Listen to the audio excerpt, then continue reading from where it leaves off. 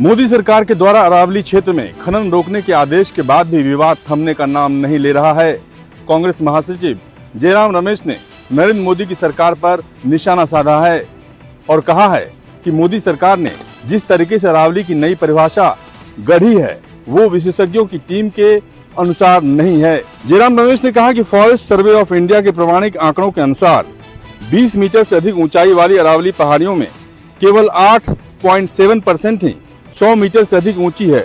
वहीं यदि एफएसआई द्वारा चिन्हित सभी अरावली पहाड़ियों को देखा जाए तो उनमें से 1% भी 100 मीटर से अधिक ऊंचाई वाली नहीं है।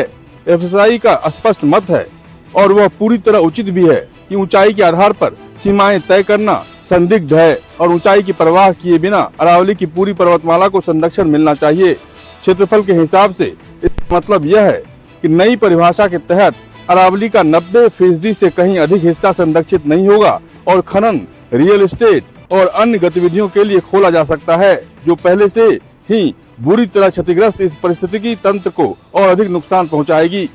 यह एक सीधी सादी सच्चाई है जिस पर पर्दा नहीं डाला जा सकता। यह पारिस्थितिक संतुलन पर मोदी सरकार के सुनियोजित हमले का एक और उदाहरण है, जिसमें प्रदूषण मानकों को ढीला करना, पर्यावरण और वन कानूनों को कमजोर करना, नेशनल ग्रीन ट्रिब्यूनल और पर्यावरणीय शासन से जुड़ी अन्य संस्थाओं को निष्प्रभावी करना शामिल है। रमन कुमार, दिल्ली, न्यूज़ 24।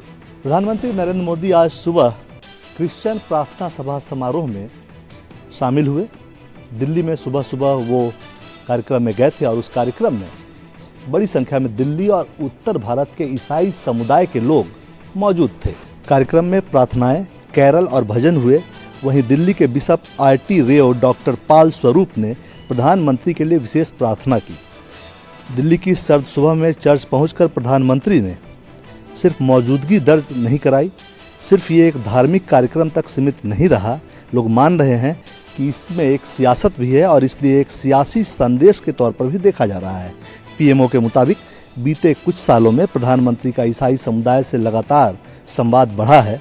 चाहे ईस्टर हो, क्रिसमस हो या चर्च के बड़े आयोजनों में भागीदारी हो, सरकार के भीतर इसे भरोसे और समावेशी राजनीति का संकेत माना जा रहा है।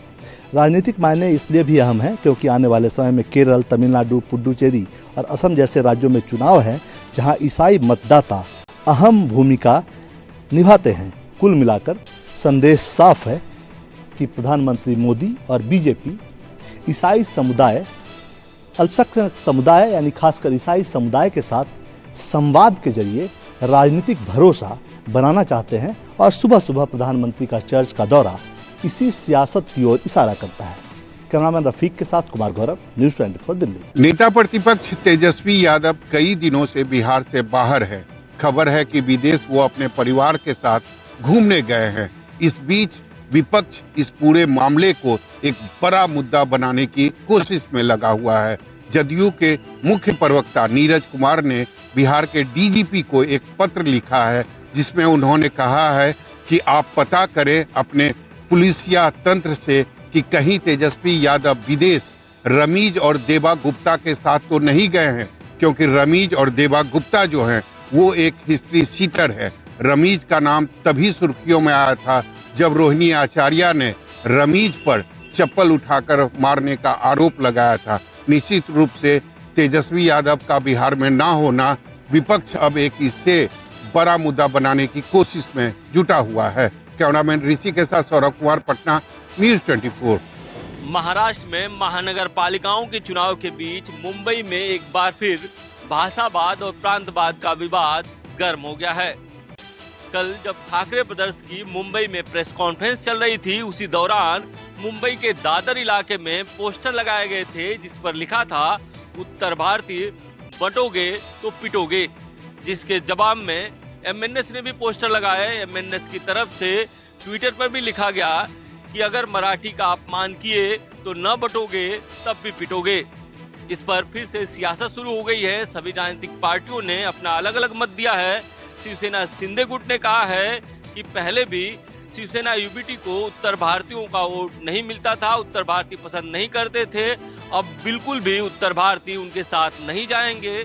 इस पर शिवसेना यूबीटी की तरफ से भी जवाब आया है। उनका कहना है कि उत्तर भारतीय न बंटेंगे न पिटेंगे। उत्तर भारतीय पहले भी शिवसेना यूबीटी के साथ रहे हैं और अब भी साथ रहेंगे। इससे पहले बटोगे तो कटेगा के नारे पर महाराष्ट्र में सियासत शुरू थी। दिलीप अवेरे के साथ इंद्रजीत सिंह, न्यूज़ 24 मुंबई।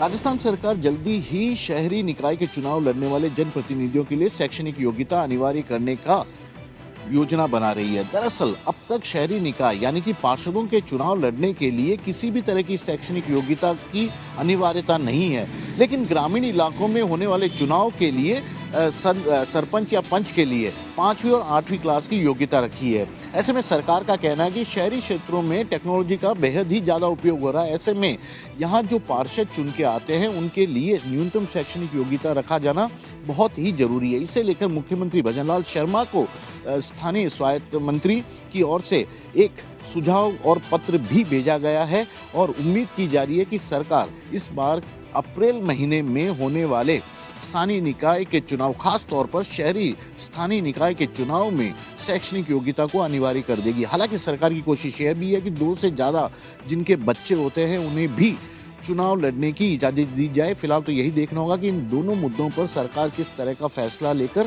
सामने आती है। श्रीवत्सन, जयपुर, न्यूज़ 24। 25 दिसंबर यानी क्रिसमस का दिन और लोग इसे बड़ा दिन के रूप में भी याद करते हैं। यानी कोलकाता का पार्क स्ट्रीट देखिए किस तरह से पूरी तरह से सज कर तैयार हो चुका है। चारों तरफ से यहाँ पे लाइटिंग की साज सज्जा किया गया है। लोग पूरे कोलकाता में पश्चिम बंगाल से दूर दूर कोलकाता के पार्क स्ट्रीट पहुंच रहे हैं। लगाया है देखिए कि जिस तरह से क्रिसमस का सांता ट्री बनाया गया है, लोगों में एक तरह से आकर्षण का केंद्र रहता है। यानी 25 दिसंबर से लेकर 1 जनवरी तक, न्यू ईयर तक यहाँ पे लोग आते हैं, सेलिब्रेट करते हैं, पार्क स्ट्रीट घूमते हैं। सुरक्षा के लिहाज से दिखाना चाहेंगे कि चारों तरफ चाक चौबंद व्यवस्था किया गया है। जगह जगह सीसीटीवी कैमरे लगाए गए हैं। पुलिस के अतिरिक्त जवानों की भी तैनाती किया गया है। यानी कोलकाता का पार्क स्ट्रीट यहाँ पे रात के समय में जो नज़ारा होता है वाकई देखने के लिए बनता है। कह सकते हैं कि बड़ा दिन यानी क्रिसमस डे से शुरुआत हो चुकी है। ये सिलसिला 2026 के 1 जनवरी तक पूरी रात चलता रहेगा। कैमरामैन पंकज के साथ मनोज पांडे, न्यूज़ 24 कोलकाता।